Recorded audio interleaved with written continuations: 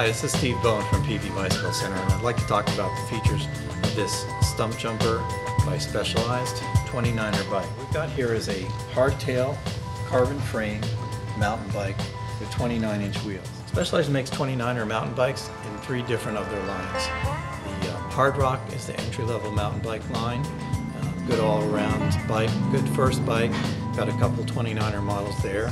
The next model up is the Rock Hopper. Rock Hopper has lighter frames, better quality aluminum, better wheels, better components.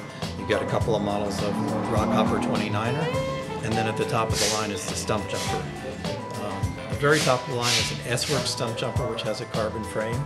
Then there's an Expert Carbon. Then there's a Comp Carbon, which is this bike we're looking at right now. Being a 29er, that means this bike is probably going to get ridden on pavement some, also hard-packed dirt. So you want a tire that's going to roll fast on a hard surface.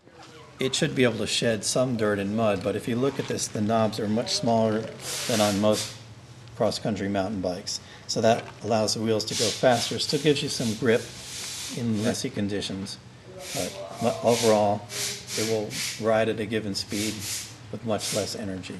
Weba shock here with lockout. What that means is when you climb on the bike, if you don't have a lot of obstacles, you can go ahead and lock the front fork out. Gives you a little more efficiency because less of your pedaling energy is absorbed by the shock. Okay. What we also have is hydraulic disc brakes on this bike. So it's just like a car. Hydraulic disc brake gives you a lot more control, particularly over a slippery surface. If you're riding on loose dirt, rock, mud, anything like that, this bike will not only stop better, but give you more control with less likelihood of locking up the wheels. This bike uses a SRAM shifter, and it's actually one of the new 2x10. So in the past, mountain bikes had 9 gears in the back and usually 3 in the front. So now I've gone to this 2x10 setup. It gives you the same range of gears with less overlap, a lot simpler front shifting, and the crank and the chain do not stick out as far away from the bike as you would have with a third chain ring. So you have much less likelihood of knocking that chain off on an obstacle.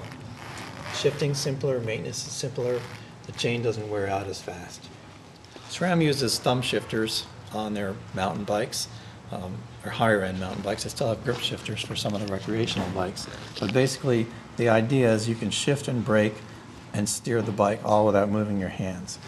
The outer lever pushes in, that one pulls the shifter, and this one releases the cable. So we've got lower gear, higher gear. On the left side, of course, we've only got 2 because this is a 2x10 system. Higher gear, lower gear.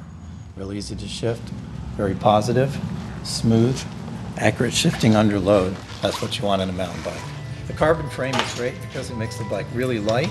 This bike weighs not much more than a steel road bike would weigh, so it climbs well, it's pretty fast, and it's just a lot of fun to ride.